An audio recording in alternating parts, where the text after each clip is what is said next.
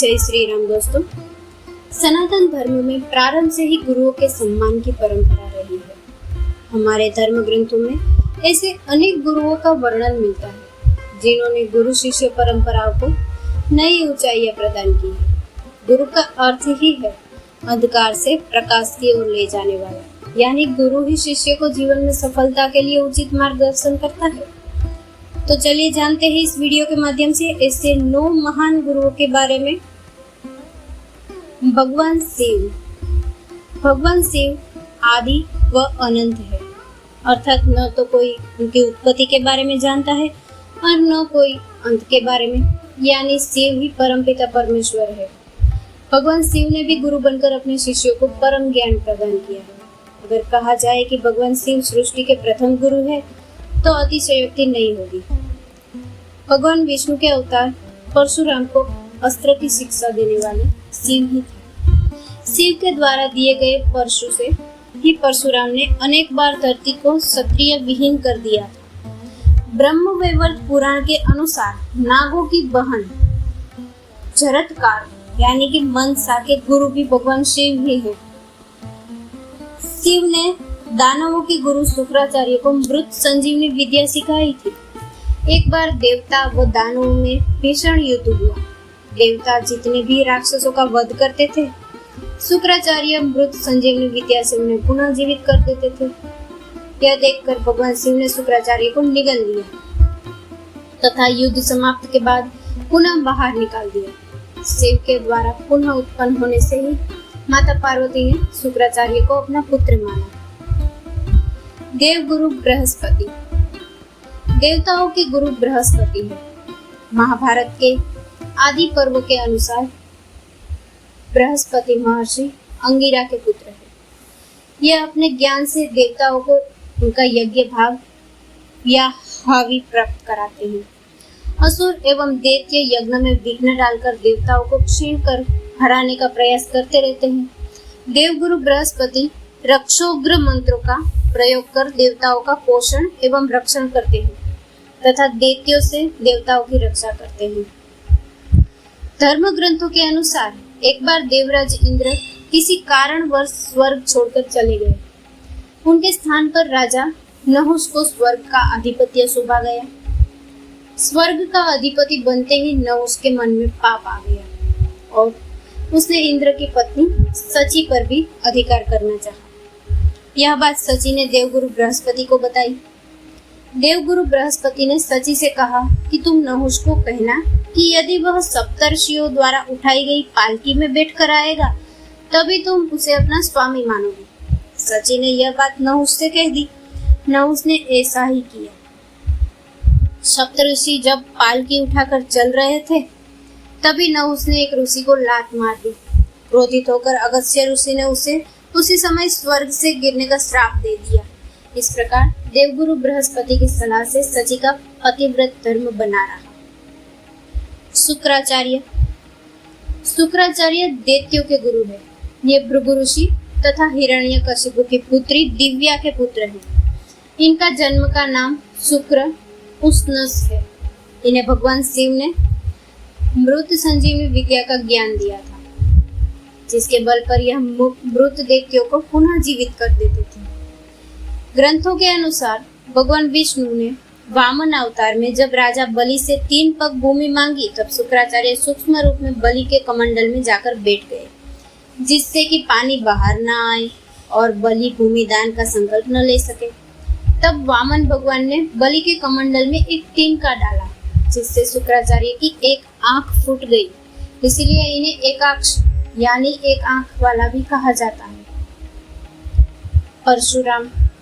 परशुराम महान योद्धा व गुरु थे। ये जन्म से ब्राह्मण थे, लेकिन इनका स्वभाव क्षत्रियों जैसा था। धर्म ग्रंथों के अनुसार ये भगवान विष्णु के अंशावतार थे।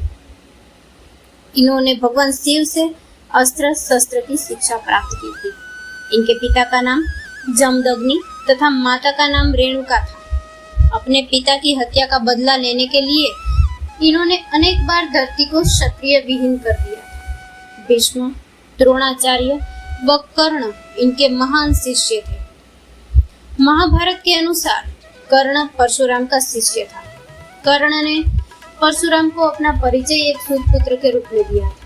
एक बार जब परशुराम कर्ण की गोद में सिर रखकर सो रहे थे, उसी समय कर्ण को एक भयंकर कीड़े ने काट लिया। गुरु की नींद में विघ्न न आए, ये सोचकर कर्ण दर्द सहते रहे, लेकिन उन्होंने परशुराम को नींद से नहीं उठाया। नींद से उठने पर जब परशुराम ने ये देखा, तो वे समझ गए कि कर्ण सूत पुत्र नहीं बल्कि क्षत्रिय है। तब क्रोधित होकर परशुराम ने कर्ण को श्राप दिया कि मेरी सिखाई हुई शस्त्र विद्या की जब तुम्हें सबसे अधिक आवश्यकता होगी, उस समय तुम वह विद्या भूल जाओगे। इस प्रकार परशुराम के श्राप के कारण ही कर्ण की मृत्यु हुई। महर्षि वेदव्यास। धर्म ग्रंथों के अनुसार महर्षि वेदव्यास भगवान विष्णु के अवतार थे। इनका पूरा नाम कृष्णद्वैपायन था। इन्होंने ही वेदों का विभाग किया, इसलिए इनका नाम वेदव्यास पड़ा। महाभारत जैसे श्रेष्ठ ग्रंथों की रचना भी महर्षि वेदव्यास ने ही की है। इनके पिता महर्षि पाराशर तथा माता सत्यवती थी। तेल, जैमिन, वैशंपायन, सुमंति मुनि, रोमहर्षण आदि महर्षि वेदव्यास के महान शिष्य थे। एक बार महर्षि वेदव्यास हस्तिनापुर गए। वहां गांधारी ने उनकी बहुत सेवा की। उसकी सेवा से प्रसन्न होकर महर्षि ने उसे 100 पुत्रों की माता होने का वरदान दिया था। समय आने पर गांधारी गर्भवती हुई, लेकिन उसके गर्भ से मांस का एक गोल पिंड निकला। गांधारी उसे नष्ट करना चाहती थी।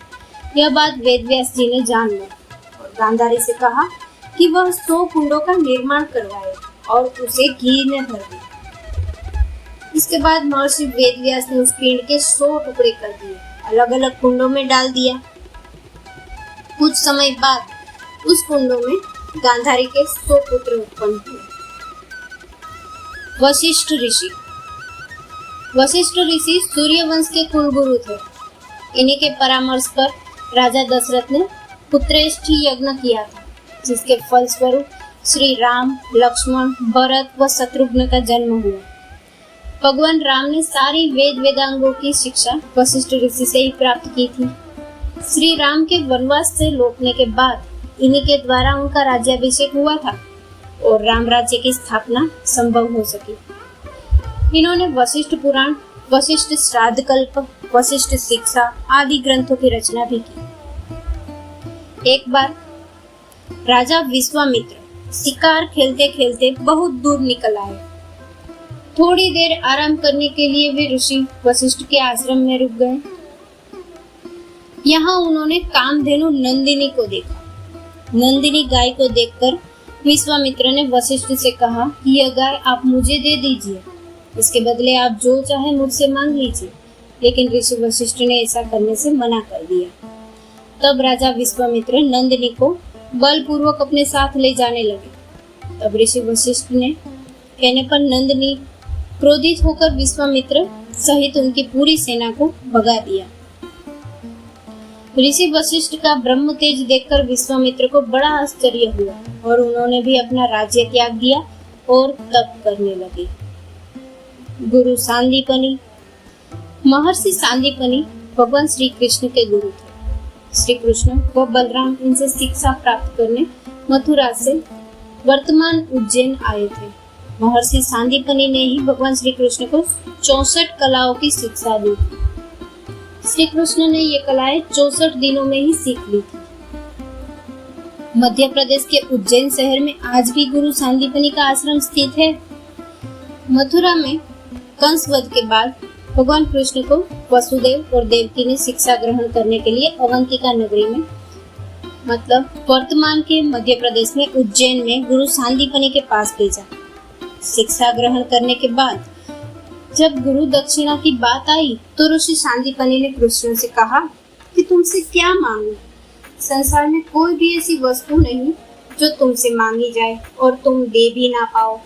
कृष्ण ने कहा कि आप मुझसे कुछ भी मांग लीजिए, मैं ला कर दूंगा, तभी गुरु दक्षिणा पूरी हो पाएगी। ऋषि सांदीपनी ने कहा कि कि शंखासुर नाम का एक दैत्य मेरे पुत्र को उठाकर ले गया है, उसे लौटा लाओ।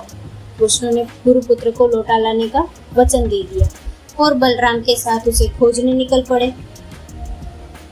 खोजते खोजते सागर किनारे तक आ गए। समुद्र से पूछने पर उसने भगवान को बताया कि पंचज जाति का दैत्य शंख के रूप में समुद्र में छुपा है। हो सकता है कि उसी ने आपके गुरुपुत्र को खाया हो। भगवान ने समुद्र में जाकर शंखासुर को मारकर उसके पेट में अपने गुरुपुत्र को खोजा, लेकिन वो नहीं मिला। शंखासुर के शरीर का शंख लेकर भगवान यमलोक गए। भगवान ने यमराज से अपने गुरुपुत्र को वापस ले लिया और गुरु सांदीपनि को उनका पुत्र लौटाकर गुरु दक्षिणा पूरी की। ब्रह्मर्षि विश्वामित्र। धर्म ग्रंथों के अनुसार विश्वामित्र जन्म से क्षत्रिय थे, लेकिन इनकी घोर तपस्या से प्रसन्न होकर भगवान ब्रह्मा ने इन्हें ब्रह्मर्षि का पद प्रदान किया। अपने यज्ञ को पूर्ण करने के लिए ऋषि विश्वामित्र श्री राम व लक्ष्मण को अपने साथ वन में ले गए थे, जहां उन्होंने श्री राम को अनेक दिव्यास्त्र प्रदान किए थे। रामचरितमानस के अनुसार भगवान श्री राम को सीता स्वयंवर में ऋषि विश्वामित्र ही लेकर गए थे। विश्वामित्र के पिता का नाम राजा गाधी था। राजा गाधी की पुत्री सत्यवती का विवाह महर्षि भृगु के पुत्र रुचिक से हुआ था। विवाह के बाद सत्यवती ने अपने ससुर महर्षि भृगु से अपने व अपनी माता के लिए पुत्र की याचना की। तब महर्षि भृगु ने सत्यवती को 2 फल दिए और कहा कि ऋतु स्नान के बाद तुम गुलर के वृक्ष का तथा तुम्हारी माता पीपल के वृक्ष का आलिंगन करने के बाद ये फल खा लेना। किंतु सत्यवती व उनकी माँ ने भूलवश इस काम में गलती कर दी। यह बात महर्षि भृगु को पता चल गई। तब उन्होंने सत्यवती से कहा कि तूने गुलक वृक्ष का आलिंगन किया है, इसलिए तेरा पुत्र ब्राह्मण होने पर भी क्षत्रिय गुणों वाला रहेगा और तेरी माता का पुत्र क्षत्रिय होने पर भी ब्राह्मणों की तरह आचरण करेगा। यही कारण था कि क्षत्रिय होने के बाद भी विश्वामित्र ने ब्रह्मर्षि का पद प्राप्त किया। द्रोणाचार्य महान धनुर्धर थे। उन्होंने ही कौरव व पांडवों को अस्त्र शस्त्र की शिक्षा दी। महाभारत के अनुसार द्रोणाचार्य देवगुरु बृहस्पति के अंशावतार थे। इनके पिता का नाम महर्षि भारद्वाज था। द्रोणाचार्य का विवाह शरद्वान की पुत्री कृति से हुआ था। इनके पुत्र का महान अश्वत्थामा था। महान धनुर्धर अर्जुन इनका प्रिय शिष्य था। एक बार गुरु द्रोणाचार्य नदी में स्नान कर रहे थे। उसी समय उन्हें एक मगर ने पकड़ लिया। वे सहायता के लिए अपने शिष्यों को पुकारने लगे। वहां दुर्योधन, युधिष्ठिर, भीम, दुशासन आदि बहुत से शिष्य खड़े थे, लेकिन गुरु को विपत्ति में देखते वे भी बहुत डर गए। तब अर्जुन ने अपने तीखे बाणों से उस मगर का अंत कर दिया। अर्जुन की वीरता देखकर गुरु द्रोणाचार्य ने उसे सर्वश्रेष्ठ धनुर्धर होने का वरदान दिया। जय श्री राम।